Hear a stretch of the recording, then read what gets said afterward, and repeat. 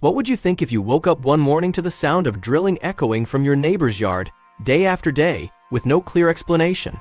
Would you be intrigued, annoyed, or maybe a little concerned? Well, that's exactly what happened in this story. But trust me, the reason behind those holes will surprise you, move you, and maybe even bring a tear to your eye. Before we dive in, make sure to like this video, subscribe to the channel, and hit that notification bell so you never miss a story that'll keep you at the edge of your seat. Now let's get started. Whack. The sharp sound of metal striking earth reverberated across the neighborhood, breaking the serene silence of early morning. Richard's neighbors peered out from behind curtains and over fences, their morning routines interrupted by the persistent noise. He stood in the middle of his yard, his stance firm, sweat glistening on his brow as he drove a long, metal rod into the ground. Twack. Twack. He drilled with methodical precision, moving from one spot to the next, seemingly without rhyme or reason. "But what's he up to now?" Mrs. Henderson murmured from her porch, eyebrows knit in bewilderment. She wasn't alone. The neighborhood had grown accustomed to Richard's peculiar habits over the years, but this was something else. Richard's lawn, once a neatly trimmed, emerald green showcase of suburban pride, was now pockmarked with rows of perfectly spaced holes. The whispers began in earnest. Was he attempting some bizarre landscaping experiment? Prepping for another one of his endless, half-finished projects? The neighborhood buzzed with speculation, each theory more outlandish than the last. But Richard? He remained focused, unmoved by the sidelong glances and muttered criticisms. His eyes stayed trained on the ground, his hands steady as he worked. The more the neighbors talked, the more he pushed forward. This was his project, his vision, and he had no intention of explaining it, not yet. Richard had been an enigma from the day he moved into the quiet cul-de-sac years ago. While others on the block reveled in predictable routines and perfectly manicured lawns, Richard was different. Rumors sprouted as soon as his moving truck pulled up. Some said he was an inventor who had lost his touch. Others whispered that he was hiding from a mysterious past. Truth be told, Richard had once been a respected engineer, part of a top firm known for groundbreaking innovations.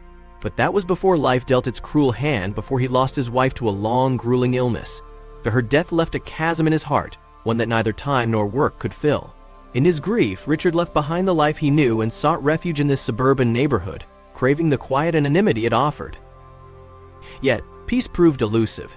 His projects, a solar panel installation, a small backyard workshop, were met with complaints and disapproval from the neighbors.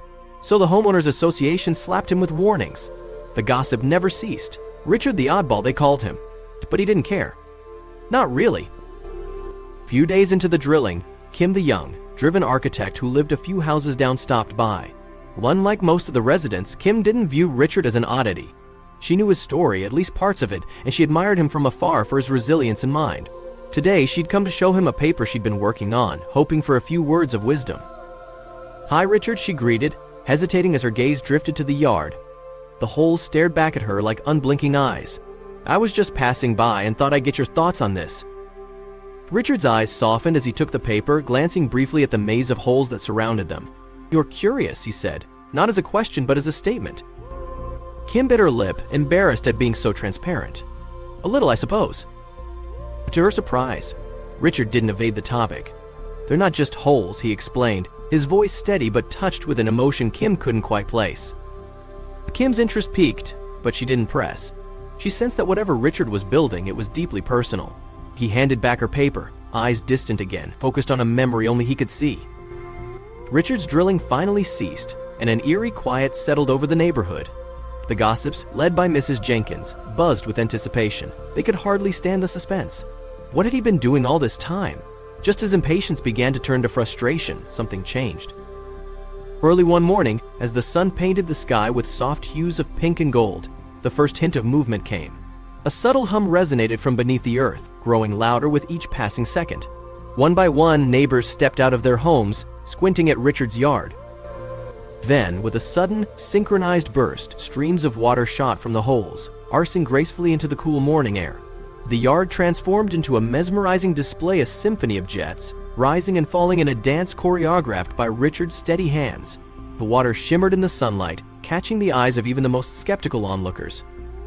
And at the heart of it all, Richard stood watching the spectacle with a quiet pride. For the first time in years, he felt a lightness in his chest, a fleeting return of the peace he'd lost. One quiet afternoon, as Richard watched the fountains, now a vibrant centerpiece in his once barren yard, an unfamiliar car pulled up to the curb. The door opened, and out stepped a man in his early 30s with an air of confidence but eyes shadowed by worry. Richard squinted, recognition dawning slowly. It was Daniel, a former colleague from his engineering days.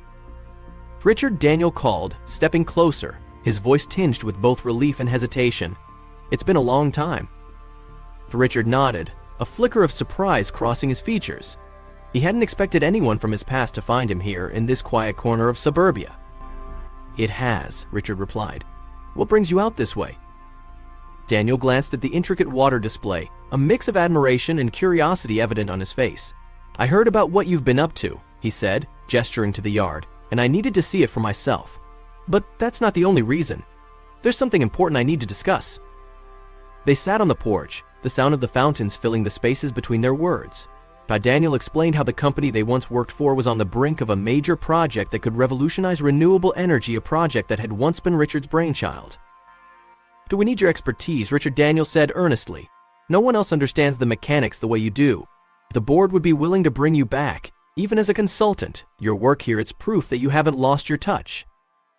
Richard's eyes wandered over the yard, taking in the fountains that now represented both loss and healing. The thought of returning to a world he'd left behind was daunting. The life he'd built after his wife's death had been shaped by solitude, by distancing himself from old ambitions. "I appreciate the offer, Daniel," Richard said after a pause, "but I've found my peace here." Daniel leaned forward, his voice softening. "I can see that. But this could be more than just a job. It's a chance to inspire others, to show that even after everything, you can build something that matters." That evening, as the sun dipped below the horizon, Kim stopped by. She noticed the distant look in Richard's eyes as he stared at the fountains. "Is everything okay?" she asked, sensing something had shifted. Richard sighed, a small smile tugging at his lips. "I had a visitor today, someone from my past." Kim's eyes lit up with curiosity. "Good news?" "Potentially," Richard admitted. He told her about Daniel's proposal and the opportunity to engineer reading, to be part of something groundbreaking. Kim's expression shifted from surprise to understanding. "It's a big decision, but I think deep down you know what you're capable of, Richard. You've already shown that to everyone here and to yourself." Richard's heart swelled at her words. He hadn't realized how much he valued Kim's perspective until now. Over the next few days, Richard mulled over the offer. He watched his grandchildren play by the fountains, listened to the laughter that filled his once quiet home. The memories of his wife seemed to whisper to him in the rustling leaves and the gentle splash of water. Finally, one morning, he called Daniel. "I'll do it," Richard said, the weight of his decision balanced by a newfound excitement. "But on my terms." Daniel's relief was palpable through the phone. "Of course, we'll work around whatever you need." Richard hung up, a sense of anticipation thrumming through him. This project wouldn't replace what he'd lost, but it would honor it just as the fountains had. Word spread quickly that Richard was returning to his old field. The neighbors, once skeptical, now offered their congratulations, some even expressing pride in having someone so accomplished among them. Kim visited one last time before Richard's work would take him to the city for meetings and planning sessions. "You're going to make a difference," she said confidently. Richard nodded, the fountains behind him glistening in the late afternoon light. "I hope so, for her and for all of them." And as the water continued its endless dance, Richard felt a sense of completeness. The holes in his yard had started as a tribute, a way to cope. Now they symbolized something far greater, the realization that life, even when marked by loss, could still find new purpose and flow forward beautifully.